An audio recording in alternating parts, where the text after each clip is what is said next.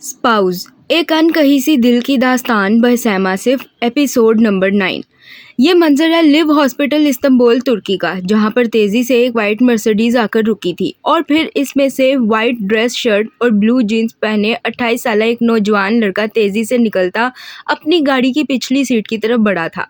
और फिर पिछला दरवाजा खोलते वो एक 19-20 साल की खूबसूरत लड़की को अपनी बाहों में भरता तेजी से हॉस्पिटल के अंदर की जानिब भागा था। इस लड़की के सर से खून निकलते देखकर एक मेल नर्स फौरन से स्ट्रेचर घसीटकर इस लड़के के पास लाया तो जाजिब ने इस कमसिन हसीना को फौरन से स्ट्रेचर पर लिटाया। तभी एक डॉक्टर ने आते इस लड़की के जख्म का मुआयना किया। डॉक्टर, इनका एक्सीडेंट हो गया है, एक गाड़ी से टक्कर हो गई है, मैं चेक कर लेता हूँ, आप प्लीज़ यहाँ पर वेट करें। जाजिब की बात सुनते डॉक्टर अली ने वार्ड बॉय को हाथ से स्ट्रेचर को अंदर इमरजेंसी वार्ड की तरफ ले जाने का इशारा किया।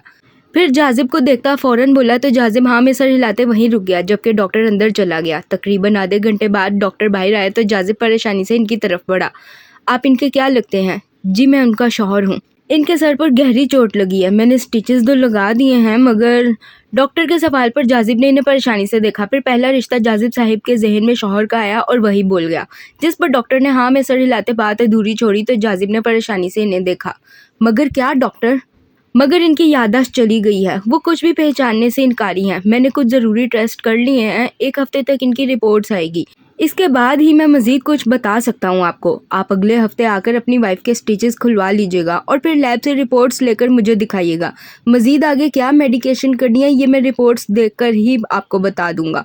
फ़िलहाल इन्हें ड्रिप लगाइए, वो ख़त्म होगी तो आप इन्हें घर ले जा सकते हैं। Excuse me. डॉक्टर अली के एशियन नकूश देखते जाजिब ने तुर्किश बोलने का झंझट नहीं डाला। इसे वैसे भी तुर्किश बोलना इतना कोई ख़ास पसंद नहीं था, इसलिए वो डॉक्टर को देखते उर्दू ही बोला, जबकि डॉक्टर ने भी हर बार उर्दू में ही जवाब दिया। डॉक्टर अली के बाद अधूरा छोड़ने पर जाजिब ने परेशानी से सवाल किया तो डॉक्टर अली ने फौरन जवाब दिया। फिर वो जाजिब के कंधे पर हाथ रखते हल्का सा थपकते इसे हौसला देते वहां से चले गए, जबकि जाजिब का दिल किया अभी सामने वाली दीवार में अपना सर मारकर इस सफ़ेद दीवार को रंग बिरंगा कर दे। क्या ज़रूरत थी तुम्हें जाजिब कमाल ऑल्टरनेट रास्ता लेने की? अब भुगतो तो इस सब को। मुझे तो ये भी नहीं पता उस लड़की का नाम क्या है और मैंने डॉक्टर के सामने ये बोला कि वो मेरी बीवी है। शुक्र करो जाजिब कमाल डॉक्टर ने तुमसे उसका नाम नहीं पूछ लिया, वरना तुम और वो लड़की दोनों मशकूक हो जाते। मैं इस दुनिया का पहला कवारा शौहर हूँ जिसे अपनी बीवी का नाम भी नहीं पता। अब क्या करूँ मैं?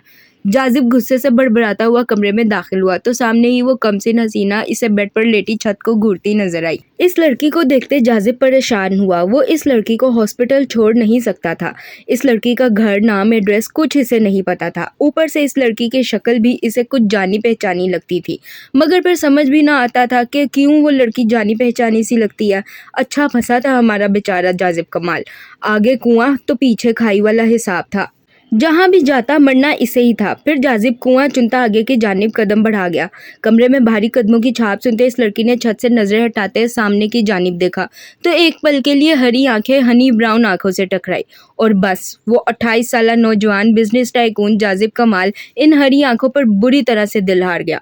हनी ब्राउन आंखें तो अब भी सामने ही टिकी थी, जबकि हरी आंखें वापस से घूम घूम कर कमरे का मुआयना करने में मसरूफ हो चुकी थी। इस लड़की को देखते जाजिब के गले में गिल्टी उभर कर मासूम हुई, जबकि वो हरी आंखें एक बार फिर इसकी तरफ मतवज्जा हुईं। आप डॉक्टर हैं? नहीं मैं।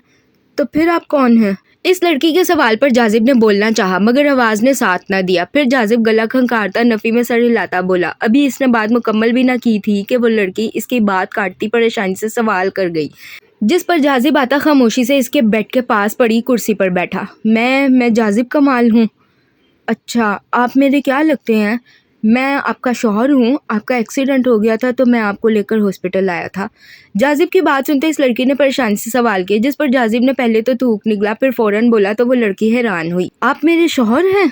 शौहर क्या होता है? शौहर वो होता है जो आपसे बहुत प्यार करता है, आपकी हर बात मानता है, आप उसकी हर बात मानती हैं। और वो कहाँ रहता है? इस लड़की के सवाल पर जाजिब ने हाँ में सर हिलाया तो इस लड़की ने दूसरा सवाल दागा, जिस पर जाजिब ने इसे परेशानी से देखा फिर फौरन बोला। 2 जुमलों के बाद जाजिब को समझ न आया शौहर की तारीफ कैसे की जाए, इसलिए वो खामोश हुआ। मगर इस लड़की ने तीसरा सवाल कर डाला, जिस पर जाजिब ने इसे हैरानगी से देखा। वो अपने घर में रहता है? और कहाँ रहता है?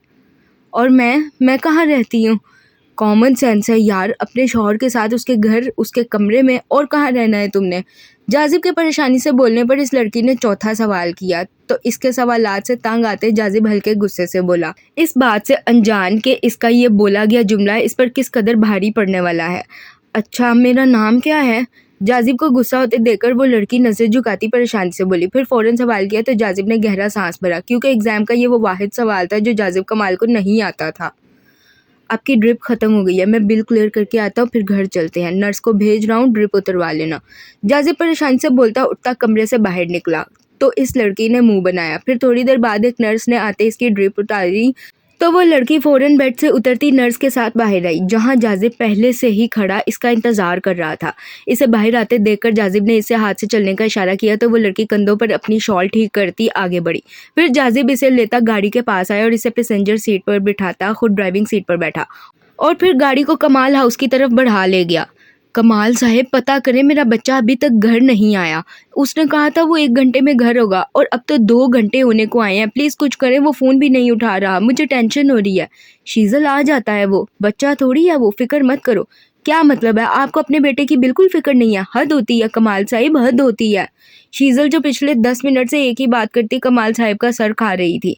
कमाल साहिब का जवाब सुनती भड़क कर बोलती गुस्से से खड़ी हुई तो कमाल साहिब ने फौरन से इसका हाथ पकड़ा। अच्छा, मैं फ़ोन करता हूँ, गुस्सा मत करो। कमाल साहिब की बात सुनते शीजल गुस्से से सोफे पर बैठी तो कमाल साहिब ने अपनी जेब से फ़ोन निकालते जाजिब को कॉल मिलाई, जबकि अलवीना और मशारिब ने एक दूसरे को देखते अपनी हंसी दबाई। भाई, आखिर जिस शख्स ने 25 साल मशारिब कमाल पर हुकूमत की थी, इस शख्स पर किसी और की हुकूमत चलते देखकर मशारिब को तो बहुत मज़ा आ रहा था। ठीक है, जल्दी आ जाओ। बेगम, वो कह रहा है कि इमरजेंसी में फंस गया था, 10 मिनट में घर आ जाएगा। कैसी है इमरजेंसी? ये तो नहीं बताया, आएगा तो पूछ लीजिएगा। अब क्या 1 कप चाय का मिल सकता है? कमाल साहिब फ़ोन पर बात करते कॉल काट गए। फिर शीजल को देखते बोले तो शीजल ने परेशानी से सवाल किया, जिस पर कमाल साहिब ने कंधे उचकाते जवाब दिया और फरमाइश की तो शीजल ने इन्हें घूर कर देखा। बस फरमाइशें करवा लो इनसे, बेटे का कोई अता पता नहीं है। शीजल मुंह में बड़बड़ाती उठकर किचन की तरफ बढ़ी तो कमाल साहिब ने गहरा सांस भरा।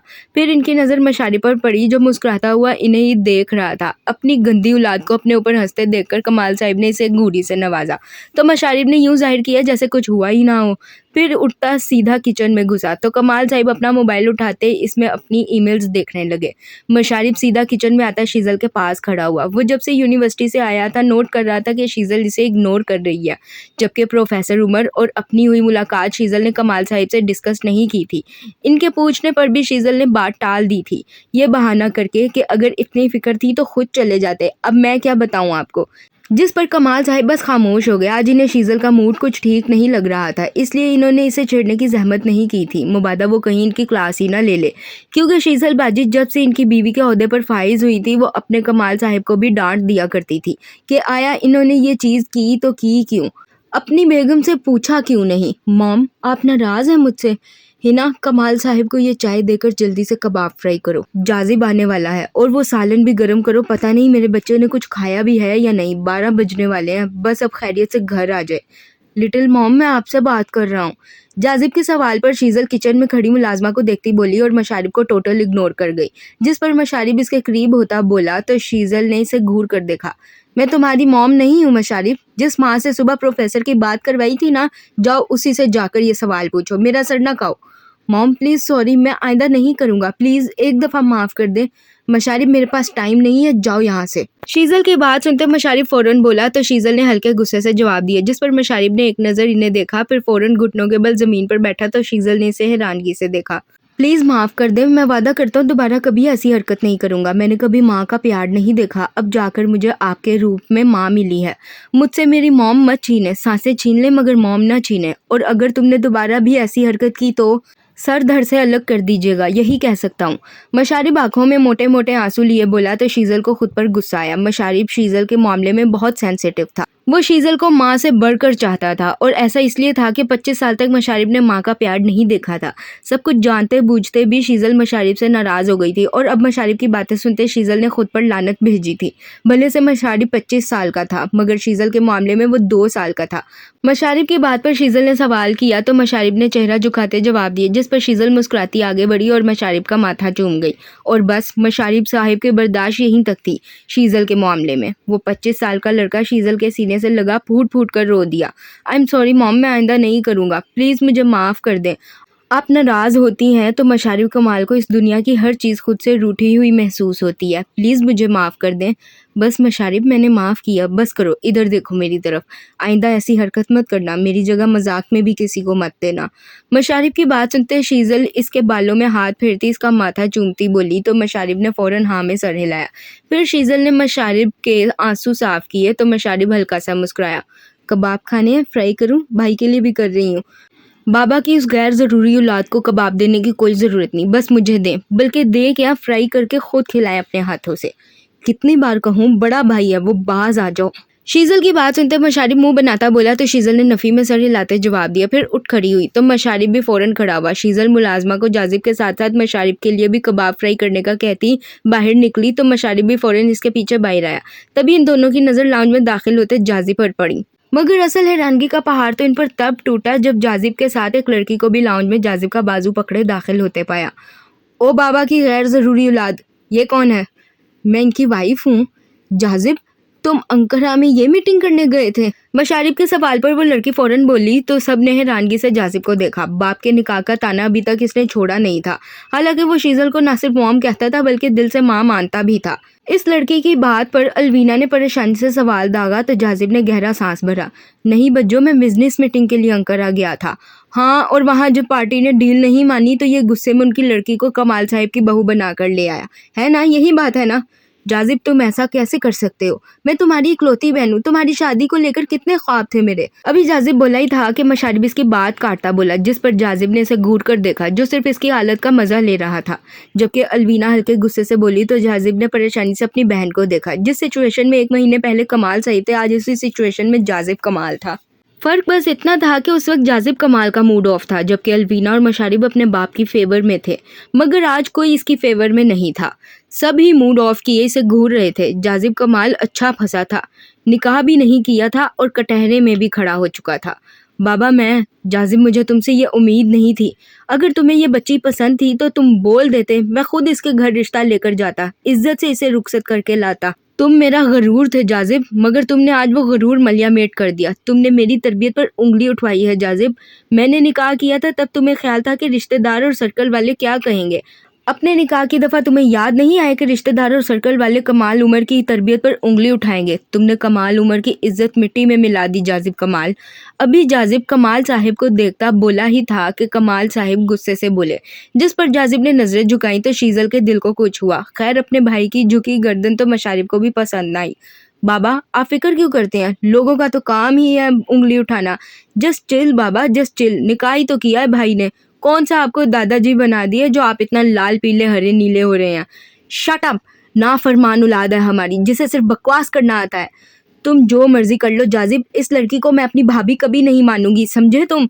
मशारिब की बात सुनते कमाल साहिब गुस्से से धारते अपने कमरे की तरफ बढ़े तो अलवीना भी गुस्से से बोलती वहां से चली गई। जबकि जाजिब तो बस अपनी बहन को देखकर रह गया। ये वही बहन थी जिसने अपने बाप के दूसरे निकाह करने पर खुद इनका वलीमा किया था, वो भी इतना शानदार। जबकि कमाल साहिब इस वलीमे के हक में ना थे और अब वही बहन इसके पहले निकाह का सुनकर, जो अभी तक हुआ भी नहीं था, गुस्से से इसे अपना फैसला सुनाती वहां से जा चुकी थी। वेलकम होम भाभी, मैं आपका इकलौता देवर हूँ। आए अंदर आए, मैं आपको घर की सैर करवाता हूँ। आए। ओहो, छोड़े इस बाबा की फजूल औलाद को, आए हम मिलकर घर की सैर करते हैं। अलवीना और कमाल साहिब के जाने के बाद मशारिब मुस्कुराता हुआ आगे बढ़ता बोला, फिर इस लड़की को कंधों से पकड़ता आगे की जानिब बढ़ा तो इसने मुड़कर जाजिब को देखा। तभी जाजिब ने भी इसकी तरफ नजर उठाई तो जाजिब को इसके गले में लटकता एक सोने का चेन नजर आया। इससे पहले कि जाजिब कुछ बोलता, मशारिब मुस्कुराता हुआ बोलता इस लड़की को वहां से ले गया। अब पीछे लाउंज में सिर्फ शीजल और जाजिब ही रह गए थे। आपको भी डांटना है तो डांट लें, मैं क्यों तुम्हें डांटूंगी भला, मुझे यकीन है तुमने कुछ गलत नहीं किया होगा। ये सब बातें छोड़ो, जाओ फ्रेश होकर आओ, मैं खाना लगवाती हूँ। मुझे भूख नहीं है, मैं बस कुछ देर के लिए सुकून चाहता हूँ। जाजिब अभी बोला ही था कि शीजल इसकी बात काटती मुस्कुराती बोली, जिस पर जाजिब ने सर झुकाते जवाब दिया तो शीजल फौरन आगे बढ़ी और इसके सामने खड़ी हुई। तो जाजिब ने इसे हैरानगी से देखा। तभी शीजल जाजिब के सामने पंजों के बल ऊंची होती जाजिब का माथा चूमने लगी, मगर नाकाम रही। एक तो इसके बेटे इसके सामने खंबे ही लगते थे। शीजल मुंह बनाती सीधी हुई तो जाजिब मुस्कुराता हुआ हल्का सा नीचे को झुका, जिस पर शीजल ने मुस्कुराते हुए इसका माथा चूमा तो जाजिब ने आंखें बंद की। कमाल साहिब और शीजल की शादी के बाद ये पहला दिन था जब शीजल ने जाजिब का माथा चूमा था, वरना इसका सारा प्यार मशारिब भी बटोर लिया करता था। मशारिब का कहना था कि शीजल सिर्फ इसकी मॉम है, क्योंकि जाजिब को तो बाबा के निकाह से इतराज था। आज शीजल का माँ वाला प्यार महसूस करते जाजिब को अपने अंदर तक सुकून उतरता महसूस हुआ। जाजिब की बंद आंखें देखते शीजल ने मुस्कुराकर इसे देखा तो जाजिब ने नम आंखों से इसे देखा। फिर शीजल का हाथ थाम गया। आप भले से मुझसे छोटी हैं, मगर मेरी ज़िंदगी में मेरी मॉम की हैसियत रखती हैं। अगर आपको इतराज़ ना हो तो क्या मैं कुछ देर के लिए आपकी गोद में सर रखकर लेट सकता हूँ? जाजिब, मैं सिर्फ मशारिब की नहीं तुम्हारी भी माँ हूँ, तुम्हें मुझसे पूछने की ज़रूरत नहीं है। जाजिब की बात सुनते शीजल मुस्कुराती बोली और फिर सोफे पर बैठी तो जाजिब ने आते इसकी गोद में सर रखा, जिस पर शीजल इसके काले बालों में आहिस्तगी से हाथ चलाने लगी। मॉम, एक सवाल पूछूं? पूछो। आप मुझसे नाराज क्यों नहीं हुई जैसे बाबा और बच्चे हुए? जाजिब के सवाल पर शीजल ने मुस्कुराकर सवाल किया तो जाजिब ने फौरन सवाल दागा, जिस पर शीजल ने गहरा सांस भरा। क्योंकि मैं जानती हूँ मेरे बेटे ने कुछ गलत नहीं किया होगा, और अगर इसने किसी लड़की से निकाह किया भी है तो कुछ सोच समझ कर ही किया होगा। मॉम, मैंने निकाह नहीं किया। शीजल की बात सुनते जाजिब फौरन बोला तो शीजल ने परेशानी से इसे देखा, जिस पर जाजिब ने इसे पूरी स्टोरी सुनाई तो शीजल का हैरानगी से मुंह खुला। जबकि अपने कमरे से निकलते कमाल साहिब भी इसके मुंह से सारा मामला सुनते हैरानो परेशान थे। तुमने ये क्यों कहा जाजिब कि वो तुम्हारी बीवी है? पता नहीं मॉम, डॉक्टर ने जब मेरा इससे रिश्ता पूछा तो जो पहला रिश्ता इस लड़की को देखते मेरे जहन में आया मैंने कह दिया। जाजिब, क्या तुम्हें वो लड़की अच्छी लगी है? शीजल के सवाल पर जाजिब ने परेशानी से कंधे उचकाते जवाब दिया तो इसके मासूम शक्ल बनाने पर शीजल को टूट कर इस पर प्यार आया। फिर वो मुस्कुराकर जाजिब को देखती सवाल कर गई, जिस पर जाजिब ने नजरें झुकाते अपने खुश्क होठों पर जबान फेरी। नहीं मॉम, ऐसी तो कोई बात नहीं है। जाजिब, ये जो दिल होता है ना हमारे अंदर, ये बहुत ढीठ होता है, ये कभी हमारी नहीं सुनता। चाहे हम जो मर्जी कर लें, इस दिल ने जिस पर फिदा होना हो वो उस पर फिदा होकर ही रहता है। और ये जो आंखें होती हैं ना, ये हमारे दिल का हर राज बयान करती हैं। यूँ समझो कि ये दिल की खिड़कियाँ होती हैं, जिसके अंदर झांक कर कोई भी आपका दिल का हाल जान सकता है। और मैं तो फिर माँ हूँ तुम्हारी, मुझे तो इन आंखों की भी ज़रूरत नहीं है। मैं ऐसे ही बता सकती हूँ कि मेरे बेटे को इश्क हो गया है। नहीं मॉम, ऐसा कुछ नहीं है, आप गलत समझ रही हैं। जाजिब के अटक कर बोलने पर शीजल मुस्कुराती बोली तो जाजिब ने मुंह बनाते जवाब दिया, जिस पर शीजल ने अपनी हंसी दबाई। अच्छा, तो फिर तुमने डॉक्टर को ये क्यों कहा कि वो बीवी है तुम्हारी? तुम इसे बहन भी तो कह सकते थे ना। मॉम, मेरी सिर्फ एक ही बहन है और उसका नाम अलवीना है। मैं किसी भी राह चलती को बहन नहीं बना सकता। मगर बीवी बना सकते हो। शीजल के सवाल पर जाजिब मुंह बनाता बोला तो शीजल ने अपनी हंसी दबाते इसे छेड़ा, जिस पर जाजिब करवट लेता अपना मुंह शीजल के पेट में छुपा गया, जिस पर शीजल ने अपने मुंह पर हाथ रखते अपनी हंसी दबाई। तभी इसकी नज़र सामने खड़े कमाल साहिब पर पड़ी और बस फिर मैडम शीजल गुस्से से मुंह मोड़ गई, जिस पर कमाल साहिब ने इसे घूर कर देखा। मॉम, मुझे याद आ रहा है आपने कबाब फ्राई किए थे, कहाँ है वो? ओए बाबा की फजूल औलाद, ये मेरी मॉम है, उठो तुम यहाँ से। जी नहीं, ये मेरी मॉम है, तुम छुट्टी करो। अगर मैं इससे निकाह ना करता तो ये तुम दोनों की माँ कैसे बनती? इसलिए पहला हक मेरा है। अब तुम दोनों अपनी अपनी शक्लें गुम करो। मशारिब की बात सुनते जाजिब फौरन बोला तो कमाल साहिब भी हल्के गुस्से से बोले, जिस पर शीजल ने इन तीनों बाप बेटे को हैरानगी से देखा। इससे पहले इन तीनों में से कोई कुछ कहता अलवीना इसके पास आई। मॉम, भूख लग रही है, आपने कबाब फ्राई करवाए थे, कहाँ हैं? वो हमने खा लिए हैं, आप जाकर अपनी नाराज़गी का ऐलान करो, जाओ। और तुम शराफत से उठो मॉम की गोद से, वरना वरना क्या क्या करेगा? अलवीना की बात सुनते शीजल ने कुछ कहने के लिए मुंह खोला, जब मशारिब गुस्से से पहले अलवीना को देखता बोला और फिर जाजिब को देखता धमकी दे गया। अभी इसकी धमकी पूरी भी ना हुई थी कि जाजिब अपना एक आईब्रो उचकाता बोला, जिस पर मशारिब का चेहरा गुस्से से लाल हुआ। मॉम, आप सिर्फ मेरी मॉम है, बता दें इसे। 1 मिनट खामोशी इख्तियार करो सब। अलवीना, तुम जाओ, हिना को बोलो खाना लगाए, और तुम उठो मेरी गोद से, अपनी बेगम का हाथ पकड़ो और रूम में जाओ, फ्रेश होकर आओ ताकि हम खाना खा सकें। जल्दी उठो, शाबाश। और तुम मशारिब साहिब शराफत से जाकर टेबल पर बैठो। और आप कमाल साहिब कमरे में चले, मुझे आपसे ज़रूरी बात करनी है। मुझे बहुत मज़ा आता है जब बाबा पर कोई हुक्म चलाता है। मशारिब की बात सुनते शीजल पहले अलवीना को, फिर जाजिब को, फिर मशारिब को और आखिर में कमाल साहिब को देखती बोली तो मशारिब मुस्कुराता बोला, जिस पर कमाल साहिब और शीजल ने इसे घूर कर देखा। फिर जाजिब उठता इस लड़की को लेता अपने कमरे की तरफ बढ़ा। जबकि मशारिब टेबल पर आकर बैठा तो शीजल और कमाल साहिब अपने कमरे में चले गए। जाजिब जैसे ही अपने कमरे में दाखिल हुआ, इसने इस लड़की का हाथ पकड़ते इसे अपने करीब किया और इसकी गर्दन में लटकती चेन उंगली की मदद से ऊंची की तो इसका वो सोने का लॉकेट जो कमीज के गले के अंदर था बाहर निकला। इस सोने के लॉकेट पर इंतहाई खूबसूरती से हरीम लिखा गया था। इस लॉकेट को देखते जाजिब ने गहरा सांस भरा। चलो कुछ तो इसे इस लड़की के बारे में पता चला था। जबकि जाजिब को यूं अपने करीब देखते हरीम के गाल लाल हुए। आप ऐसे क्यों इसे देख रहे हैं? नहीं, वैसे ही। आप बैठे, मैं चेंज करके आता हूँ, फिर नीचे चलेंगे। हरीम के सवाल पर जाजिब फौरन बोला तो हरीम ने हाँ में सर हिलाया। फिर सोफे पर बैठी तो जाजिब अपना ट्राउजर शर्ट लेता वॉशरूम की जानिब बढ़ा। तकरीबन 10 मिनट बाद वो हरीम को लिए नीचे डाइनिंग टेबल पर मौजूद था। सब ने हमेशा की तरह हल्की फुल्की बातों में खाना खाया, जबकि शीजल ने सबके साथ हरीम के खाने का भी पूरा ख्याल रखा। अलवीना तो बस खामोशी से ये सब देखती रही। पूरे खाने के दौरान मशारिब, शीजल, जाजिब, यहाँ तक के कमाल साहिब भी हरीम से छोटी मोटी बातें करते रहे, जबकि अलवीना सही देसी नंदों वाला काम करती बस जलती भुनती रही। खाना खाने के बाद सब लोग अपने अपने कमरों की तरफ बढ़े तो शीजल ने जाजिब और हरीम को रोका। ठीक है, जाजिब इसका बेटा था, इसे जाजिब पर पूरा भरोसा था, मगर वो इस तरह हरीम और जाजिब को एक कमरे में तो रहने नहीं दे सकती थी। इनका निकाह सच में थोड़ी हुआ था, सिर्फ ज़बानी कलामी जाजिब साहिब ने इसे अपनी बीवी कहा था। हिना, तुम हरीम को गेस्ट रूम में ले जाओ और मेरा कोई एक सूट भी इसे दे दो, कल फिर हम शॉपिंग पर चलेंगे। गेस्ट रूम में क्यों? क्यों का क्या मतलब है जाजिब? मैं तुम दोनों को एक कमरे में नहीं रहने दे सकती, ये बुरी बात है। शीजल की बात पर जाजिब ने सवाल किया तो शीजल ने इसे घूर कर देखते जवाब दिए, जिस पर जाजिब कुछ खामोश हुआ। मगर इन्होंने कहा था मियाँ बीवी एक साथ रहते हैं, एक ही कमरे में, तो फिर हम अलग कमरे में क्यों रहें?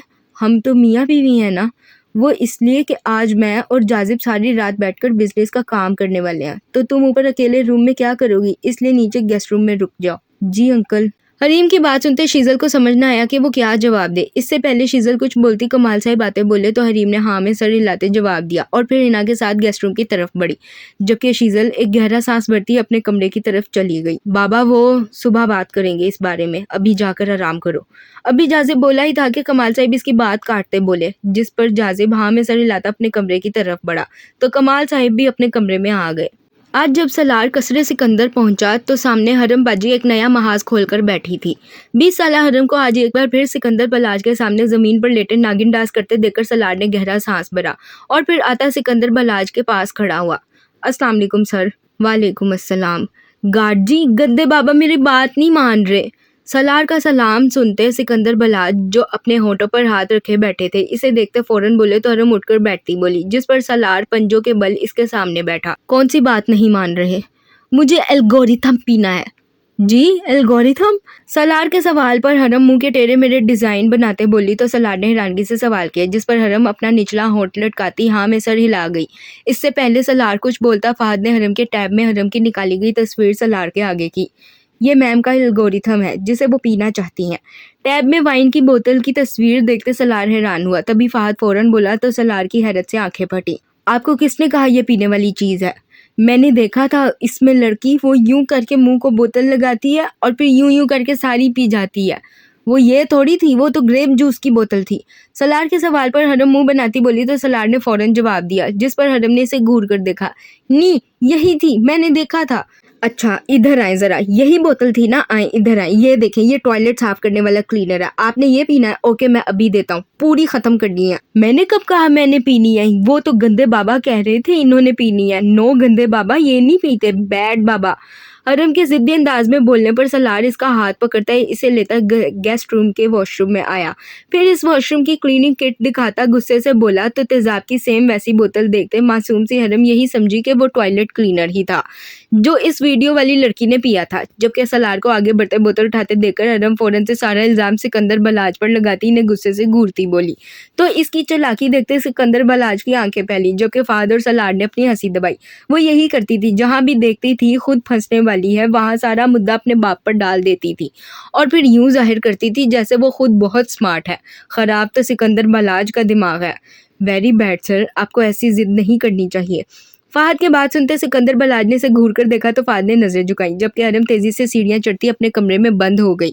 हरम के जाने के बाद सिकंदर बलाज ने गहरा सांस भरा। तुम इसे कैसे हैंडल कर लेते हो मुझे समझ नहीं आता। बेटी मेरी है और समझते तुम हो इसे सलार। सर, इसी चीज के लिए तो आपने रखा है मुझे। सिकंदर बलाज की बात सुनते सलार फौरन बोला तो सिकंदर बलाज ने हाँ में सर हिलाया। फिर वो फहद के साथ ऑफिस चले गए, जबकि सलार हरम के खाने की ट्रे लेता इसके रूम में आया। जैसे ही सलार कमरे में दाखिल हुआ तो इसे खाली कमरे ने मुंह चढ़ाया, जिस पर सलार ने परेशानी से पूरा कमरा देखा मगर हरम कहीं ना मिली। सलार परेशानी से अभी सोच ही रहा था कि हरम कहाँ जा सकती है, तभी इसे वॉशरूम से पानी की आवाज़ आई, जिस पर सलार गहरा सांस भरता सोफे पर बैठा और हरम के बाहर आने का इंतजार करने लगा। 10 मिनट, 15 मिनट, यहाँ तक के 20 मिनट हो गए मगर हरम वॉशरूम से बाहर ना आई। तो सलार परेशानी से उठता वॉशरूम के दरवाजे पर आया और हल्का सा दरवाज़ा नॉक किया। मैम आप ठीक हैं? मैम खाना ठंडा हो रहा है, जल्दी बाहर आए। मैम मैं अंदर आ जाऊँ? मैं अंदर आ रहा हूँ मैम। सलार दरवाजे पर हल्का नॉक करता बोला तो कोई जवाब न आया, जिस पर सलार कुछ परेशानी से बोला मगर जवाब नेदार। फिर सलार दोबारा बोला मगर अब की बार भी कोई जवाब न आया। तो सलार वॉशरूम के दरवाजे के हैंडल पर हाथ रखता परेशानी से बोला। जब चौथी बार भी जवाब न आया तो सलार फौरन वॉशरूम के अंदर दाखिल हुआ। जैसे ही सलार अंदर दाखिल हुआ तो इसे सामने ही हरम बाथटब में हाथ पैर मारती नजर आई, जिस पर सलार भागकर इसके पास आया और इसे फौरन से टब से बाहर निकाला, जिस पर हरम ने मुंह बनाते इसे देखा। गार्ड जी आप क्या कर रहे हैं? तुम डूब रही हो हरम, तुम्हें बचा रहा हूँ। ओहो बुद्धू गार्ड जी, मैं डूब नहीं रही हूँ, मैं फिश हूँ और फिश पानी में रहती है और तैरती भी है। मैं पानी में तैर रही थी। हरम के मुंह बनाकर सवाल करने पर सलार फौरन बोला तो हरम अपना दूधिया सफेद हाथ अपने माथे पर मारती बोली। जबकि इसकी बात सुनते सलार ने इसे हैरानगी से देखा। वो कुछ भी बोलने की पोजीशन में ना रहा। तो आप मुझे जवाब क्यों नहीं दे रही थी जब मैं बाहर से आपको आवाज लगा रहा था? फिश कोई बोलती थोड़ी है, वो तो चुप करके पानी में तैरती है। मैं भी तैरूंगी। हटे आप, फिश ज्यादा देर पानी से बाहर रहे तो मर जाती है। आप फिश नहीं है हरम, आप इंसान हैं। सलार के सवाल पर हरम मुंह बनाती बोली तो सलार ने इसे घूर कर देखा, फिर हल्के गुस्से से बोला तो हरम ने मुंह बनाया। इंसान क्या होता है? आप लड़की हैं, फिश नहीं, और लड़की रूम में रहती है, पानी में नहीं। नी मैं फिश हूँ। हरम के सवाल पर सलार गुस्से से बोला तो हरम ने फौरन जवाब दिया और फिर सलार से दूर होती वापस से बाथटब में लेटती हाथ पैर मारने लगी, जिस पर सलार का गुस्सा सवा नेज़े पर पहुंचा। वो खड़ा होता अपनी काली शर्ट के बाजू कोहनी तक फोल्ड करता गुस्से से हरम पर झुका और फिर इसे एक झटके से अपनी दोनों बाजुओं में भर गया, जिस पर हरम ने किसी मछली की तरह तड़पना शुरू किया। तो सलार ने आंखें फाड़ते इस एक्टर को देखा। फिर सलार इसे लेता रूम में आया तो एसी की ठंडक की वजह से हरम सलार के सीने में घुसी, जिस पर सलार ने गहरा सांस भरा। अब क्या हुआ फिश को? अब फड़फड़ाए ना। गार्ड जी मुझे सर्दी लग रही है और ये देखें आपकी वजह से गार्ड जी भी गीले हो गए हैं। मैं रजिया को भेजता हूँ, आप कपड़े चेंज करें फिर हम खाना खाएंगे। सलार के सवाल पर हरम मुंह बनाती बोली तो सलार ने हल्के गुस्से से जवाब दिया, जिस पर हरम ने हाँ में सर हिलाया। मुझे ये बताएं आप क्या हैं? मैं दुल्हन हूँ। चलें, जानवर से इंसान पर तरक्की तो हुई। सलार के सवाल पर हरम फौरन बोली तो सलार ने इसे हैरानगी से देखा। आज हरमबाजी हर 5 मिनट बाद सलार को झटके दे रही थी। जबकि इसकी बात सुनते सलार गहरा सांस भरता इसे कुर्सी पर बिठाता बाहर बढ़ा। 2 मिनट बाद रजिया ने आते हरम के कपड़े चेंज करवाए और किचन में आई तो सलार को किचन में खड़े पानी पीते पाया। सलार मैंने हरम बेटी के कपड़े बदल दिए हैं। ठीक है आप खाना गर्म कर दे, मैं इन्हें खिला देता हूँ, फिर दवाई भी देनी है इन्हें। रजिया की बात सुनते सलार फौरन बोला तो रजिया ने हाँ में सर हिलाया। फिर जो ट्रे पहले ही हरम के लिए सेट की गई थी इसमें से खाना निकालते रजिया ने गर्म करते वापस रखा तो सलार ट्रे उठाए हरम के कमरे में दाखिल हुआ। जब इसे सामने ही हरम सोफे पर सर झुकाए बैठी नजर आई। लाल रंग की शॉर्ट फ्रॉक के साथ लाल ही मैचिंग दुपट्टा सर पर लिए वो सलार के दिल के तार हिला गई। सलार एक गहरा सांस भरता अपने दिल को नॉर्मल करता इसके पास आकर बैठा और फिर इसने खाने का ट्रे टेबल पर रखा। मैम चले खाना खा लें। सलार की बात पर हरम ने नफी में सर हिलाया तो सलार ने इसे घूर कर देखा। क्यों? अब खाना क्यों नहीं खाना? ओहो मैं दुल्हन हूं ना, तो दुल्हन खाना नहीं खाती। खाती है दुल्हन खाना, भूखी थोड़ी रहती है। चले मुंह खोले। सलार के सवाल पर हरम नजरें झुकाए बोली तो सलार को गुस्सा आया। फिर सलार हल्के गुस्से से बोलता चावलों का चम्मच हरम के मुंह के आगे कर गया, जिस पर हरम ने सलार की गुस्सीली शक्ल को देखते अच्छे बच्चों की तरह नवाला मुंह में लिया। सलार छोटे छोटे नवाले बनाता इस ड्रामेबाज दुल्हन के मुंह के आगे करता गया, जबकि हरम नजाकत से वो नवाले खाती रही। हरम की हरकतें देखते सलार को हंसी आ रही थी मगर इसने जानबूझकर चेहरे पर गुस्सा सजाए रखा ताकि हरम खाना खत्म करे। और हुआ भी कुछ यूं ही। हरम ने सलार के गुस्से से डरते जल्दी जल्दी अपना खाना खत्म किया, जिस पर सलार बर्तन उठाता बाहर की जानिब बढ़ा ताकि हरम की दवाई ला सके। थोड़ी देर बाद जब सलार कमरे में दाखिल हुआ तो हरम को सर पर दुपट्टा जबकि कंधों पर बेडशीट ओढ़े कमरे के एक कोने में खड़े देखकर हैरान हुआ। हरम आप यहाँ क्यों खड़ी हैं और ये बेडशीट क्यों ली हुई है? गार्ड जी मेरी टमी में दर्द हो रहा है। क्या हुआ टमी को? अभी तो ठीक थी टमी।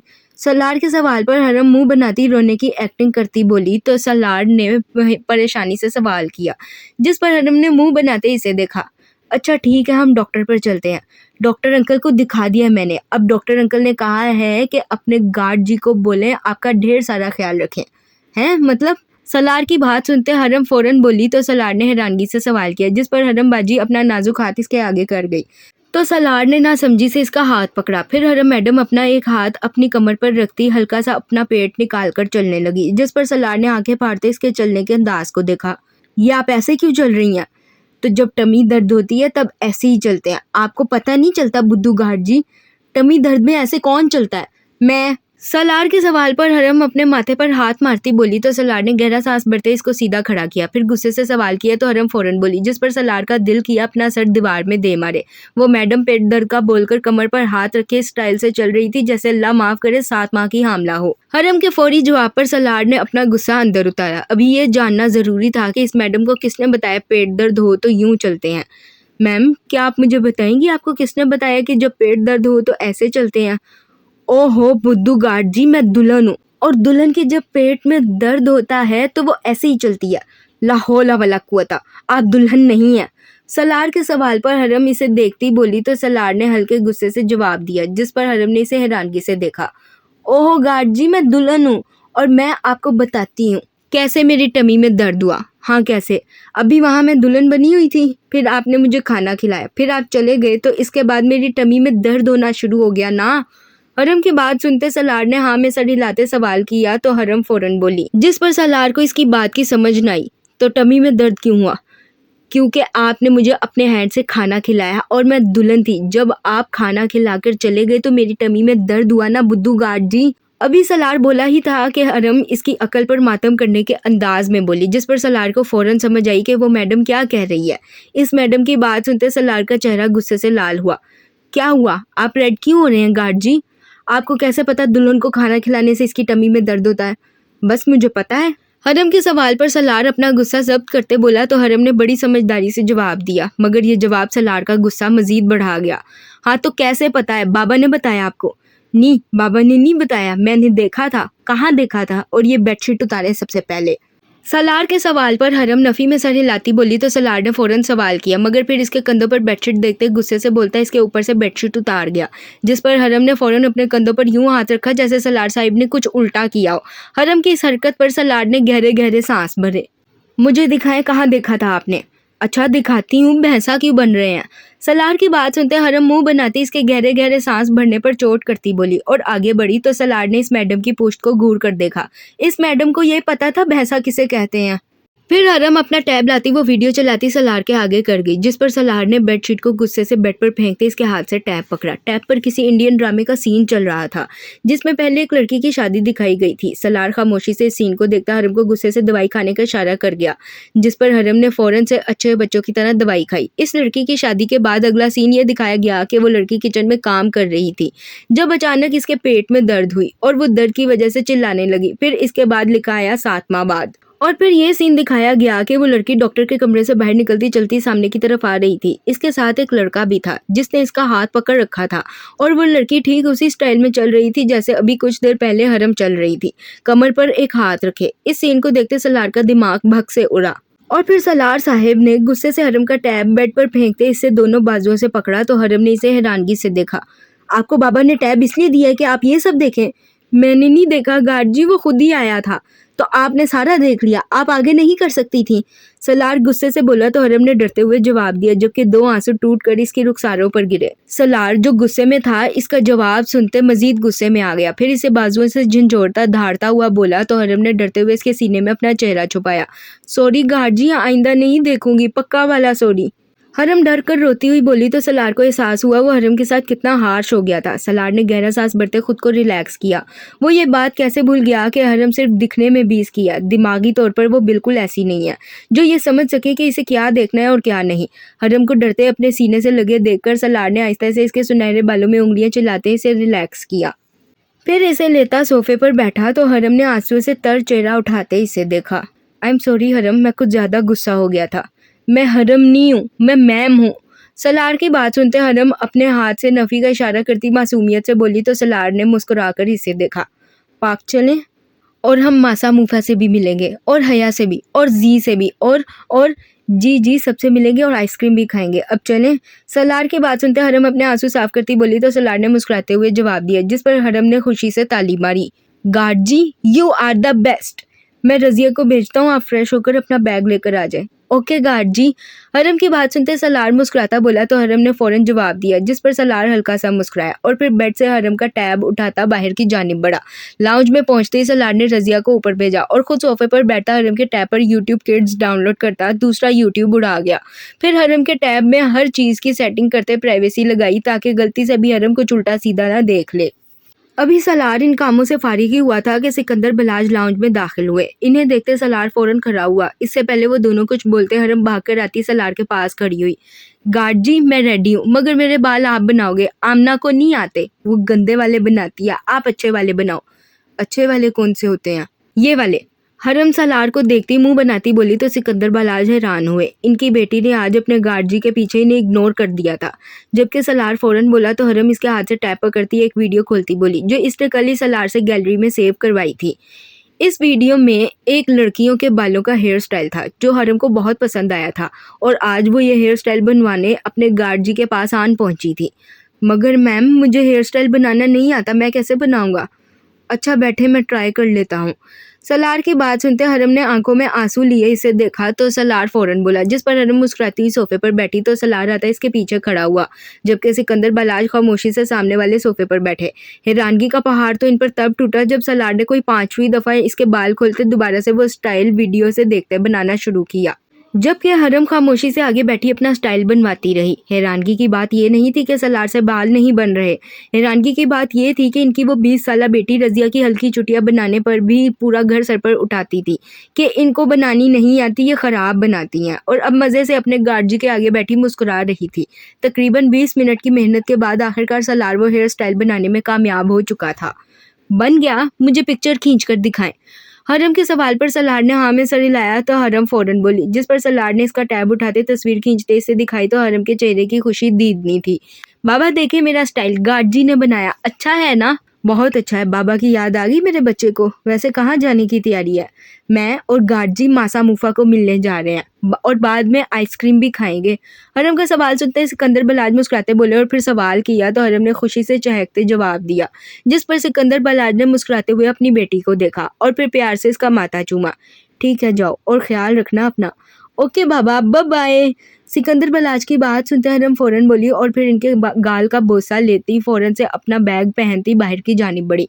व्हाइट शर्ट पर ब्लू लेडीज रोम्पर पहने, सुनहरे बालों का स्टाइल बनाए, पैरों में जोगर्स पहने हरम इतनी हसीन लग रही थी कि रजिया बेगम ने फौरन से इसकी नज़र उतारी। फिर सलार और हरम दोनों ही कसरे सिकंदर से बाहर निकले, जबकि सिकंदर बलाज ने सलार की पुष्ट को गहरी नज़रों से देखा और फिर गहरा सांस भरते अपने कमरे में चले गए।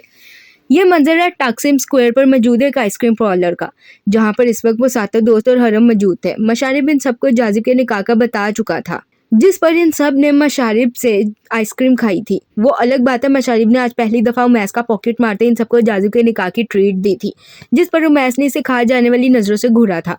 फिर हयाम, उंजिला, मरियम और हरम पिक्चर्स लेने सामने बने वॉल के पास गई तो मशारिब ने सलार का कॉलर पकड़ते इसे अपनी जानिब खींचा, जिस पर सलार टेबल पर झुका, जबकि उमैस और जोयान ने हैरानगी से इस शैतानों के चाचा जी को देखा। अबे साले, तू इस सस्ते आशिक के नक्शे कदम पर कब से चलने लगा? तूने बताया नहीं। मैं खुद नहीं जानता, तुझे क्या बताऊं, बस हो गया इश्क। और तुम्हें पता कैसे चला कि तुम्हें इश्क हुआ है? मशारिब के सवाल पर सलार ने नजरें झुकाते जवाब दिया तो उमैस ने फौरन सवाल दागा। इस दिन जब हरम गायब हुई थी मुझे लगा मेरी सांसें गायब हो रही हैं। मैं नहीं जानता मैंने कैसे इस दिन खुद को संभाला था। मुझे बस इतना पता था कि मुझे हरम तक किसी भी तरह पहुंचना है। अगर उस दिन हरम को कुछ हो जाता तो मैं वाकई ही में मर जाता। हाँ, कोई किसी के लिए नहीं मरता। ये सब डायलॉग्स बस फिल्मों और नॉवलों में अच्छे लगते हैं। असल में इश्क विश्क जैसी कोई चीज़ नहीं होती। ये सिर्फ अट्रैक्शन है जो तुझे और इस बाबा रामदास को हुई है। इश्क जैसी कोई चीज़ है ही नहीं, और अगर है भी तो ये बस वेस्ट ऑफ टाइम है और कुछ भी नहीं। तुझे अभी इश्क हुआ नहीं है मशारिब, जब तुझे होगा तब तुझे पता चलेगा कि असल में इश्क होता है या नहीं। सलार की बात सुनते मशारिब मुंह बनाता बोला तो जोयान ने फौरन जवाब दिया, जिस पर मशारिब ने इसे घूर कर देखा। हाँ, इश्क, और वो भी मशारिब कमाल को? नामुमकिन। मुझे कभी इश्क नहीं होगा, क्योंकि मुझे इस लफ्ज़ से भी नफरत है। निरा टाइम का ज़िया है ये, और कुछ भी नहीं। ये तो वक्त बताएगा। चलो मैं मान लेता हूँ कि इश्क होता है, और तुम जैसे निकम्मों को हो भी गया है, मगर तुम दोनों को देखकर मुझे लगता है इश्क सिर्फ आपको ज़लीलो ख्वार करवाता है और आपको कुत्ता बना देता है। आप एक लड़की के पीछे भाव-भाव करते फिरते रहते हैं और बेटा मशारिब कमाल के अभी इतने बुरे दिन नहीं आए हैं कि वो किसी लड़की के पीछे भाव-भाव करता कुत्ता बना फिरे। मशारिब की बात सुनते सलार फौरन बोला तो मशारिब ने हल्के गुस्से से टेबल बजा कर जवाब दिया, जिस पर सलार और जोयान ने एक दूसरे को देखा, जबकि दूर पाकिस्तान के शहर लाहौर के इलाके रेड एरिया में मौजूद कंगना बाई के कोठे की बेसमेंट में जंजीरों में बंधी एक लड़की बैठी रोती अपने नसीब को कोस रही थी, इस बात से अनजान के उसका नसीब कितना अच्छा है। हाँ, वो वही लड़की थी, सुनहरी आंखों वाली शहजादी, जो जल्द इस कहानी में आ रही थी हमारे मशारिब कमाल के दिल की दुनिया हिलाने और इसे इश्क की राहों में ले जाने, इसे इश्क का सही मतलब बताने वाली। आज प्रोफेसर बुराक की क्लास थी। वो साइकोलॉजी के प्रोफेसर थे। हर बार की तरह आज भी प्रोफेसर बुराक ने अपनी क्लास को असाइनमेंट करने को देनी थी और तकरीबन हर स्टूडेंट ही इनकी असाइनमेंट करने के लिए पुरजोश था। वजह इनकी असाइनमेंट नहीं थी, वजह वो नई जगह का टूर था जिसे हर बार प्रोफेसर बुराक अपने स्टूडेंट्स के लिए बुक करते थे। कभी तुर्की के किसी और शहर भेजते तो कभी इस्तांबुल के जंगलों में, कभी किसी लेबोरेटरी में तो कभी किसी हॉस्पिटल में, और वहाँ पर मौजूद जानवरों, पौधों, इंसानों और कीड़ों के बिहेवियर्स पर असाइनमेंट बनानी होती थी। ऐसी असाइनमेंट एक सेमेस्टर में सिर्फ एक बार ही प्रोफेसर बुराक अपने स्टूडेंट्स को देते थे और इस बार सेमेस्टर में आई असाइनमेंट ह्यूमन बिहेवियर पर थी। प्रोफेसर बुराक हर बार की तरह इस बार भी स्टूडेंट्स को मुख्तलिफ जगहों पर भेजने वाले थे और इस बार स्टूडेंट्स को वहाँ के मुकामी लोगों के बिहेवियर पर असाइनमेंट बनानी थी। प्रोफेसर बुराक ने हर सेमेस्टर की तरह इस सेमेस्टर में भी अपना ग्रुप खुद बनाने को कहा था। इन्होंने ग्रुप बनाने पर कोई शर्त नहीं रखी थी कि आया ग्रुप इतने लोगों का हो, इतने लड़के और इतनी लड़कियां हों। स्टूडेंट्स अपनी मर्जी से ग्रुप्स बना सकते थे, इसलिए सब ने अपने दोस्तों के ग्रुप को ही तरजीह दी थी। ग्रुप बनाने के रूल्स इसलिए प्रोफेसर बुराक ने नहीं रखे थे क्योंकि हर स्टूडेंट को अपनी अलग अलग असाइनमेंट बनानी थी। ग्रुप्स बनाने की मेन वजह यह थी कि कोई भी स्टूडेंट अकेला न रहे। हमारी कहानी के इन 7 दोस्तों ने अपना ग्रुप बनाया था और वो सब दोस्त भी इस असाइनमेंट को लेकर काफी पुरजोश थे। अपने अपने ग्रुप सर को बताने के बाद सर ने एक एक करके असाइनमेंट्स देना शुरू की थी। हर ग्रुप को इसके असाइनमेंट की जगह और वहां से किन लोगों के बिहेवियर्स पूछ कर लाने हैं ये बताया गया था। सब ग्रुप्स को बताने के बाद अब इन 7 दोस्तों के ग्रुप की बारी आई थी। इन 7 शैतानों के टोले को देखकर प्रोफेसर बुराक हल्का सा मुस्कुराए। आपका ग्रुप लीडर कौन होगा?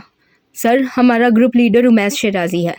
इस सेमेस्टर की सबसे दिलचस्प असाइनमेंट उमैस शराजी के ग्रुप को दी जा रही है और इसकी 2 वजूहात हैं। एक तो ये कि इनका ग्रुप हमारी यूनिवर्सिटी में शैतानों का टोला माना जाता है, जिसका मतलब साफ है कि ये कुछ भी कर सकते हैं। दूसरा, मैं जानता हूँ जो असाइनमेंट मैं इन्हें दे रहा हूँ वो इनके ग्रुप के सिवा कोई और दूसरा ग्रुप नहीं कर सकता। इस असाइनमेंट के लिए जो खतरा आपकी जान पर बनेगा, इसे सिर्फ ये शैतानों का टोला ही हैंडल और इंजॉय कर सकता है। प्रोफेसर बुराक के सवाल पर जोयान फौरन बोला तो प्रोफेसर बुराक ने मुस्कुराकर जवाब दिया, जिस पर सभी इनके असाइनमेंट सुनने के लिए पुरजोश हुए। आखिर ह्यूमन बिहेवियरल साइंस की ऐसी कौन सी असाइनमेंट थी जो सर खास इनके लिए लेकर आए थे?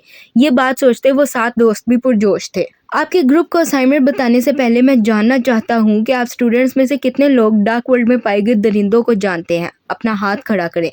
प्रोफेसर बुराक की बात सुनते सबने हैरानगी से इन्हें देखा, यहाँ तक कि इन 7 दोस्तों ने भी। फिर तकरीबन हर स्टूडेंट ने ही हाथ खड़ा किया क्योंकि वहाँ पर पढ़ने वाले ज़्यादातर स्टूडेंट्स एलीट क्लास से बिलोंग करते थे। सिर्फ 5% स्टूडेंट्स ही ऐसे थे जो स्कॉलरशिप पर फ्री में वहाँ पर पढ़ रहे थे। स्कॉलरशिप पर आने वाले ज़्यादातर स्टूडेंट्स मिडिल क्लास से दूसरे ममालिक से आए हुए थे और इन 5% स्टूडेंट्स में से एक उंजिला फारूक भी थी। क्लास में मौजूद तकरीबन सबको ही हाथ उठाते देखकर प्रोफेसर बुराक हल्का सा मुस्कुराए। वो जानते थे इन्हें अपनी क्लास से यही रिएक्शन मिलेगा। और क्या आप लोग ये जानते हैं कि इन दरिंदों को बनाने वाला पाशा बे और इसका राइट हैंड शाजिल मिराज है? Yes sir. गुड, बस फिर मैं आपको असाइनमेंट बता देता हूँ। आपको पाशा बे और शाजिल मिराज के बनाए गए एक दरिंदे पर अपनी असाइनमेंट बनानी है। वो कब, क्यों, कैसे इंसान से दरिंदा बना, ये सब आपको अपनी असाइनमेंट में लिखना है। इसने आज तक कितने कत्ल किए और वो अब किस किस गैर कानूनी काम में मुलविस है, ये सब आपको पता करना है। और फिर इन सब बातों की बुनियाद पर इसकी पर्सनैलिटी और इसकी बॉडी बिहेवियर आपने अपनी असाइनमेंट में लिखना है। प्रोफेसर बुराक की बात सुनते पूरी क्लास ने एक साथ जवाब दिया, जिस पर प्रोफेसर बुराक इन 7 दोस्तों को देखते बोले तो इन सब ने हैरानगी से हयाम को देखा, जिस पर हयाम ने इन सबको आंखें दिखाईं। सिलेवरी डिस्ट्रिक्ट में इस्तांबुल का सबसे बड़ा जेल पाया जाता है, जिसे मरमरा जेल या सिलेवरी जेल भी कहा जाता है। मुझे मालूम हुआ है कि इस जेल में पाशा बे का एक दरिंदा लाया गया है अब चूंकि वो इंसान नहीं है इसलिए इसे एक ऐसे कमरे में रखा गया है जहाँ की दीवारें स्टील की हैं और दरवाज़ा भी कुछ ऐसा ही स्टील का बना हुआ है। इस दरवाजे को सिर्फ वहाँ का इंचार्ज खोल सकता है, इसके अलावा कोई नहीं। मैंने बहुत कोशिशों के बाद इस दरिंदे से एक मीटिंग फिक्स की है। अब तुम 7 लोगों को वहाँ जाना है और इस दरिंदे के बारे में सब कुछ पता करते अपनी असाइनमेंट में लिखना है। याद रहे सिर्फ एक मीटिंग फिक्स की गई है और सिर्फ इस एक मीटिंग में तुम लोगों को अपनी असाइनमेंट कंप्लीट करनी है और अगले महीने इस असाइनमेंट को मुझे जमा करवाना है। आखिर में आप सबको बताता चलूँ, इस असाइनमेंट में मिलने वाले मार्क्स आपके फाइनल्स में ऐड किए जाएंगे। Have a good day class. Professor बुराक अपनी बात मुकम्मल करते मुस्कुराते वहां से जा चुके थे, जबकि इन 7 दोस्तों की असाइनमेंट सुनते पूरी क्लास शॉक में थी। सर ने इस शैतानों के टोले को इनके टक्कर का असाइनमेंट दिया था, जबकि क्लास के साथ साथ हयाम को भी शौक लगता देखकर इसके दोस्त हैरानगी से इसे देखने लगे। क्या हुआ हातिम ताई, हमसे ज्यादा तो तुम्हारा रंग उड़ा हुआ है असाइनमेंट का सुनकर। तुम तो यूं बिहेव कर रही हो जैसे तुम्हें कुछ पता ही ना हो इन दरिंदों शरिंदों के बारे में। तुम लोग जानते भी हो दरिंदे कितने खतरनाक होते हैं। हाँ, जानते हैं कितने खतरनाक होते हैं। प्रोफेसर के जाने के बाद आहिस्ता आहिस्ता करके सारी क्लास खाली हो गई, मगर हयाम अपनी जगह से ना हिली, यूं जैसे वो ज़हनी तौर पर वहां मौजूद ना हो। इसे बुत बने खड़े देखकर मशारी मुस्कुराता बोला तो हयाम ने परेशानी से सवाल किया, जिस पर मशारी भी से ऊपर से नीचे तक देखता बोला तो हयाम ने इसे घूर कर देखा। तुम लोग जानते हो दरिंदे आज़ादी मांगते हैं, इन्हें कैद होना बिल्कुल पसंद नहीं होता और अगर इन्हें कैद कर लिया जाए तो वो शाजिल मिराज को मारने तक पर उतर आते हैं। तो तुम हो ना इस दरिंदे को संभाल लेना। हमारी मीटिंग सर ने हफ्ते की फिक्स की है, इसका मतलब वो दरिंदा 1 हफ्ता या उससे ज़्यादा कैद में रहा होगा। वो कितना ख़तरनाक हो चुका होगा तुम सोच भी नहीं सकते मशारिब। हयाम की बात सुनते मशारिब फ़ौरन बोला तो हयाम ने परेशानी से जवाब दिया, जिस पर सब लोग हैरान हुए। तुम तो इतनी खतरनाक नहीं हो, ना तुम्हारे वो भाई खतरनाक है, क्योंकि अभी तक हम तीनों तुम लोगों के सामने दरिंदे के रूप में नहीं आए। दरिंदा कहलवाए जाना और दरिंदा होना में ज़मीन आसमान का फ़र्क होता है। जब एक असली दरिंदा अपनी जोबन पर आता है तो वो अपनी सगी माँ को पहचानने से इनकार कर देता है और सिर्फ यही नहीं, ज़रूरत पड़ने पर वो इसका कत्ल भी कर देता है। एक दरिंदा अपने किसी रिश्ते को नहीं पहचानता जब वो अपनी दरिंदगी पर उतरता है, और यहाँ तो बात भी एक कैद दरिंदे की है। हो सकता है मशारिब इस जेल से आज़ादी पाने के लिए वो तुम्हारा कत्ल कर दे, फिर तुम क्या करोगे? हातिम ताई शुभ शुभ बोलो, और तुम हो ना, रोक लेना इसे अगर वो भागने लगा तो।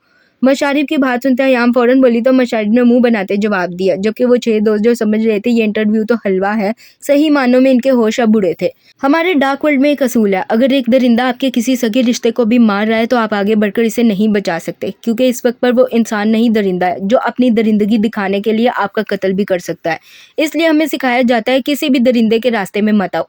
अच्छा, तो तुम ये तो पता कर सकती हो कि वो कौन सा दरिंदा है जो जेल में है? नहीं, मैं नहीं कर सकती। शाजिल मिराज कभी भी एक दरिंदे को ये नहीं बताता कि फ़लाँ मुल्क का डॉन और दरिंदा कैद है, क्योंकि ऐसे में दूसरा दरिंदा इसके मुल्क पर हुकूमत करने की सोचेगा और डार्क वर्ल्ड में जंग छिड़ जाएगी, क्योंकि भले से वो दरिंदा कैद में है मगर जब तक इसकी सांस चल रही है तब तक वो पावर में है। हयाम की बात पर सलार फौरन बोला तो हयाम ने फौरन जवाब दिया, जिस पर सबने परेशानी से एक दूसरे को देखा, फिर गहरा सांस लेते कैफे की तरफ बढ़े। अब इन्हें हफ्ते को जेल जाने का प्लान भी तो बनाना था, कब कैसे किस तरह वहां पहुंचना है वगैरह वगैरह। आज हफ्ते का दिन था, वो सातों दोस्त सेलेब्री जेल पहुंच चुके थे। प्रोफेसर बुराक का नाम बताने पर इन्हें जेल इंस्पेक्टर से मिलने के लिए अंदर जाने दिया गया था और अब इस वक्त वो सब लोग इस इंस्पेक्टर के कमरे में बैठे इसका इंतजार कर रहे थे। मशारिब जो कब से बोर हो रहा था उठकर आता इंस्पेक्टर की सीट पर बैठा तो सबने इसे हैरानगी से देखा, जबकि मशारिब मुस्कुराता हुआ टेबल पर हाथ रखते आगे को झुका। जी फरमाइए, किस लिए आए हैं आप यहाँ? ओह अच्छा, आपको अपनी बीवी पर केस करना है क्योंकि इसने आपको बेलन से कूटा है। बीवी के बेलन का तो पता नहीं, पुलिस का डंडा बहुत जोर से पड़ता है बेटा।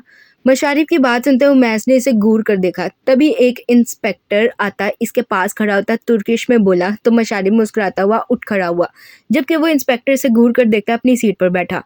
हम लोग इस्तांबुल यूनिवर्सिटी से आए हैं, हमें प्रोफेसर बुराक ने भेजा है इंटरव्यू के लिए। मुझे एक बात बताओ, ये इंटरव्यू के लिए तुम्हारे प्रोफेसर को एक कैद दरिंदा ही मिला था? अगर तुम लोगों में से किसी को कुछ हो गया तो क्या इस्तांबुल यूनिवर्सिटी इस बात का जिम्मा उठाएगी? देखे सर, कुछ नहीं होता, 1 घंटे का इंटरव्यू यूं गुजर जाएगा, पता भी नहीं चलेगा। उमैस की बात सुनते इस इंस्पेक्टर ने हल्के गुस्से से सवाल किया तो मशारिफ जो पास ही खड़ा था चुटकी बजाता बोला, जिस पर इस इंस्पेक्टर ने घूर कर इसे देखा, फिर पास खड़े कांस्टेबल को देखा। बेटा वो भी यूं ही करता है और बनता गुजर जाता है। देखें सर, हमारी यूनिवर्सिटी ने पूरी जिम्मेदारी ली है यहाँ पर हुए किसी भी किस्म के लॉस की। ठीक है, मैं तुम चारों को तो अंदर जाने दूंगा मगर लड़कियां नहीं जा सकती। मशारिब की बात पर वो इंस्पेक्टर भी चुटकी बजाता बोला तो सबने थूक निगलते एक दूसरे को देखा। तभी हयाम आगे बढ़ती बोली तो वो इंस्पेक्टर और मैस को देखते बोला, जिस पर इन सब ने एक दूसरे को देखा। मगर सर, प्रोफेसर बुराक ने हम 7 स्टूडेंट्स की बात की थी आपसे। बेटा, वो जो अंदर बैठा है ना, वो कोई आम कैदी नहीं, दरिंदा है। इसे पागल होने में वक्त नहीं लगता। वो इस एक हफ्ते में ना जाने हमारे कितने कांस्टेबल जख्मी कर चुका है। तुम चारों तो लड़के हो, चलो कुछ हुआ अगर तो अपना बचा कर लोगे, मगर ये नाजुक जान लड़कियां कुछ नहीं कर सकेंगी। सर, तीनों लड़कियां अपनी गारंटी खुद लेती हैं। अगर कुछ भी हुआ तो हम या हमारी फैमिली या यूनिवर्सिटी कोई भी आपको ब्लेम नहीं करेगा। प्लीज़ सर, जाने दें। उमैस की बात सुनते वो इंस्पेक्टर फ़ौरन बोला तो हयाम आगे बढ़ती मिन्नत करती बोली, जिस पर इस इंस्पेक्टर ने इन सातों को देखा। ठीक है, मैं अपनी तरफ से तो पूरा बंदोबस्त कर रहा हूँ, लेकिन अगर कुछ हुआ तो मैं जिम्मेदार नहीं। जी सर, बिल्कुल। और एक आखिरी बात, अगर तुम सातों में से कोई एक भी डरकर बाहर आया तो बाकी 6 को भी बाहर आना होगा और फिर कोई इंटरव्यू नहीं होगा। इंस्पेक्टर की बात सुनते उमैस फौरन बोला तो इंस्पेक्टर ने पास खड़े कांस्टेबल को इशारा किया। फिर उमैस को देखता बोला तो सबने हाँ में सर हिलाया। ठीक 2 मिनट बाद एक कांस्टेबल आया तो इंस्पेक्टर के इशारा करने पर वो सातों दोस्त इस कांस्टेबल के पीछे बढ़े। इस कांस्टेबल ने इन्हें ले जाते एक कमरे में बिठाया जहाँ पर टेबल की एक तरफ 7 कुर्सियां थी, जबकि इससे सामने की तरफ एक और टेबल थी जिसके पीछे सिर्फ एक ही कुर्सी थी जो अभी खाली थी। इनकी टेबल लकड़ी की बनी थी जिस पर वो सब अपने पेन वगैरह रखते बैठे थे, जबकि सामने वाली टेबल लोहे की थी जो ज़मीन के साथ फिक्स थी और इस टेबल पर एक हथकड़ी लगी थी। इनके बैठने के बाद सामने वाली टेबल के पीछे का दरवाज़ा खुला और इसमें से 4 मुसल्लह अफराद के बीच एक शख्स चलता अंदर आया। इस शख्स ने ब्लैक जीन्स पर ब्लैक शर्ट पहन रखी थी। वो आम कैदियों वाले कपड़ों में नहीं था। इस शख्स का चेहरा काले कपड़े से ढका गया था, जबकि इसके मजबूत दूधिया सफ़ेद लंबे हाथ जिनकी रगें उभरी हुई थी एक हथकड़ी में कैद थे। इस शख्स को देखते इन 7 दोस्तों ने एक दूसरे को देखा, जबकि वो शख्स खुद को इन लोगों से छुड़ाने की मुसलसल कोशिश कर रहा था। कद तकरीबन 6 फुट जितना था। इस शख्स के आते ही कमरे में एक वहशत और डरो खौफ सा फैला था। ये तो काफ़ी अथरा बंदा लग रहा है, ये हमारे सवालों के जवाब देगा क्या? मशारिब के सवाल पर उमैस ने कंधे उचकाए तो मशारिब ने परेशानी से सामने देखा, जहाँ पर अब वो 4 लोग इस शख्स को कुर्सी पर ज़बरदस्ती बिठाते इसके हाथ टेबल के साथ लगी हथकड़ी में बांध चुके थे। ये बच्चे तुम्हारा इंटरव्यू लेने आए हैं, इनके सवालों का जवाब दे देना। मैं कोई जू में रखा जानवर नहीं हूँ जिसे देखने ये लोग आए हैं। मैं कोई इंटरव्यू नहीं देने वाला। एक कांस्टेबल की बात सुनते वो शख्स हल्के गुस्से से बोला तो सब ने एक दूसरे को हैरानगी से देखा। इस शख्स की आवाज़ काफ़ी जानी पहचानी सी थी, मगर इसका जवाब और लहजे से टपकती वहशत हयाम के सिवाय इन सब दोस्तों को डरा गया। आप अपना इंटरव्यू कर लें, हम लोग दरवाजे के बाहर ही खड़े हैं, कुछ भी चाहिए हो तो हमें बता दीजिएगा। इस शख्स की बात को इग्नोर करता वो कांस्टेबल इन सातों को देखता बोलता वहाँ से चला गया, जबकि इसके जाने के बाद इन सब ने एक दूसरे को देखा और फिर सब ने हयाम को इशारा किया तो हयाम ने गहरा सांस भरा। आपका नाम क्या है? आपकी उम्र क्या है? आपको डार्क वर्ल्ड में किस नाम से जाना जाता है? हयाम के सवाल पर सामने बैठा शख्स कुर्सी से टेक लगा गया, मगर बोला कुछ ना। फिर मरियम ने सवाल किया तो भी इस शख्स ने कोई जवाब ना दिया। फिर जोयान ने सवाल किया, मगर अब भी जवाब में बस खामोशी मिली। देखो, तुम जितनी जल्दी जवाब दोगे उतनी जल्दी इस मुलाकात से फ्री हो जाओगे। हम यहाँ से चले जाएंगे, फिर तुम्हें हमारे सवालों के जवाब नहीं देने पड़ेंगे। और तुम लोगों को क्यों लगता है मैं ये मुलाकात ख़त्म करना चाहता हूँ? तो क्या तुम नहीं चाहते? उमैस की बात सुनते वो शख्स पहली बार कुछ बोला। अंदाज साफ मजाक उड़ाने वाला था, जबकि इसकी बात पर सलार ने परेशानी से सवाल किया, मगर एक बार फिर खामोशी। वो सब कितनी देर सवाल करते रहे, मगर इस शख्स ने एक जुमले के सिवा कुछ ना बोला था। आखिरकार तंग आकर मशारिब उमैस की तरफ झुका। इसके चेहरे से मास्क हटाते हैं, हो सकता है सामने से देखकर कोई जवाब दे दे। खुद से इसके करीब मत जाना। जो भी करना है कांस्टेबल को बोलो, वो करेगा। तुम खुद से कुछ करो और वो इंस्पेक्टर हमारा इंटरव्यू ही कैंसिल कर दे। फिर क्या करोगे तुम? और अगर मास्क उतारने के बाद भी इसने जवाब न दिया तो? हम सब ने सवाल किए हैं सिवाय उनजिला के। डरपोक औरत, अब तुम सवाल करोगी, समझी? मशारिब की बात पर हयाम फ़ौरन बोली तो सलार ने फ़ौरन सवाल किया, जिस पर जोयान फ़ौरन बोला तो उनजिला ने मुंह बनाते हाँ में सर हिलाया।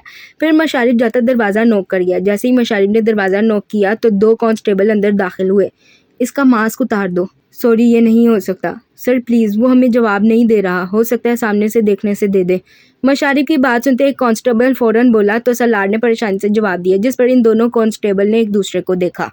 फिर आगे बढ़ते एक लाइट इस शख्स की टेबल पर सेट करते इसे ऑन कर गए। लाइट ऑन करने के बाद एक कांस्टेबल ने इस शख्स के चेहरे से वो काला मास्क खींच कर उतारा तो इस शख्स ने तेज़ रोशनी की वजह से आंखें बंद की। फिर वो दोनों कांस्टेबल चले गए, जबकि सामने बैठे वो सातों दोस्त इस शख्स की शक्ल देखते हैरान थे। उमैस तो जलजलों की जद में आया था, क्योंकि सामने बैठा शख्स कोई और नहीं, इसका जुड़वा भाई था। ये तो तेरी कार्बन कॉपी है उमैस। कौन है ये उमैस? ये मेरा जुड़वा भाई है। मशारिफ की बात सुनते सलार ने परेशानी से सवाल किया तो उमैस ने अटकते हुए जवाब दिया, जिस पर सब ने इसे हैरानगी से देखा। तूने कभी बताया नहीं तेरा जुड़वा भाई भी है? मेरा एक भाई और भी है, हम ट्रिपलेट्स हैं। ये वक्त इन बातों का नहीं है, हमें जल्दी से इंटरव्यू लेना है, हमारे पास टाइम कम है। मशारिफ के सवाल पर उमैस ने सामने बैठे शख्स को देखते इनके सरों पर एक धमाका और किया तो सब ने इसे हैरानगी से देखा। फिर हयाम फौरन बोली तो सब ने हाँ में सर हिलाया। उमैस भी सकते से बाहर निकलता अपना रजिस्टर खोल गया। फिर सलार ने उंजिला को इशारा किया तो उंजिला ने मुंह बनाया। आपका नाम? कौन सा वाला नाम? डार्क वर्ल्ड वाला नाम। उंजिला के डर कर सवाल करने पर सामने बैठा शख्स फौरन बोला तो सबने हैरानगी से एक दूसरे को देखा। फिर हयाम फौरन बोली, मगर सामने बैठा शख्स अब भी तेज रोशनी की वजह से आंखें ना होने के बराबर खोलता खामोश बैठा रहा, जिस पर सबने एक दूसरे को देखा। डार्क वर्ल्ड वाला नाम क्या है आपका? Night king. ये मनहूस आदमी सिर्फ उंजिला को जवाब देगा और किसी को नहीं। अब तुम ही सारे सवाल करो और इससे ये भी पूछना ये जेल कैसे आया। उंजिला के सवाल पर वो शख्स फौरन बोला तो सबकी आंखें हैरत से फटी, जबकि हयाम मुंह बनाकर इसे देखती फौरन उंजिला से बोली तो उंजिला ने इसे देखा। मुझे डर लग रहा है हया, वो हम सबको मार देगा मगर तुम्हें नहीं मारेगा क्योंकि जान बसती है उसकी तुम में। इसलिए अब खामोशी से सवालात करो, ड्रामे ना करो। उंजिला की बात पर हयाम गुस्से से बोली तो उंजिला ने मुंह बनाया, जबकि मशारिब उठकर आता वो लाइट ऑफ कर गया जो नाइट किंग की टेबल पर पड़ी इसे कुछ भी देखने से रोक रही थी। मशारिब के लाइट बंद करने की देर थी जब नाइट किंग ने अपनी पूरी आंखें खोलते सामने बैठे उमैस को एक नज़र देखा, फिर उंजिला को देखने लगा, जिस पर उंजिला मजीद कन्फ्यूज हुई। तो हयाम ने इसे घूर कर देखा, जिस पर उंजिला ने गला खंखारते खुद को सवालों के लिए तैयार करते एक नज़र सबको देखा। आपका नाम? Night king. नहीं, दूसरा नाम, असल वाला। उर्विल शराजी। आपकी उम्र कितनी है? 25 साल। हाइट कितनी है? इतनी कि आप मेरे दिल के मुकाम तक आती हैं। आप यहाँ क्यों आए? तुम्हें देखने मेरी जान। नहीं, मेरा मतलब किस जुर्म में जेल आए? मैं रेत और असलहे की गैर कानूनी स्मगलिंग करता हूँ। इस बार गलती से मेरा एक ट्रक पुलिस के हाथ लग गया। आपने आज तक कितने कत्ल किए हैं? इतने कि मैं गिनती भूल चुका हूँ। पहला कत्ल किस उम्र में किया था? 18 साल की उम्र में। किसका कत्ल किया था? एक खूबसूरत लड़की का। क्यों किया था कत्ल? उसने मुझसे शादी करने से इनकार कर दिया था। गुस्से में आकर मैंने उसका कत्ल कर दिया। उंजिला के सवालों पर उर्विल मुस्कुराता बोलता रहा, जबकि इसका आखिरी जवाब सुनते उंजिला मैडम के रोंगटे खड़े हुए। वो डर की वजह से बुरी तरह कांपने लगी तो हयाम ने गुस्से से उर्विल को घूरा। वो अच्छे से जानती थी कि वो झूठ बोल रहा है, जबकि उंजिला की हालत देखते उर्विल की मुस्कुराहट मजीद गहरी हो गई।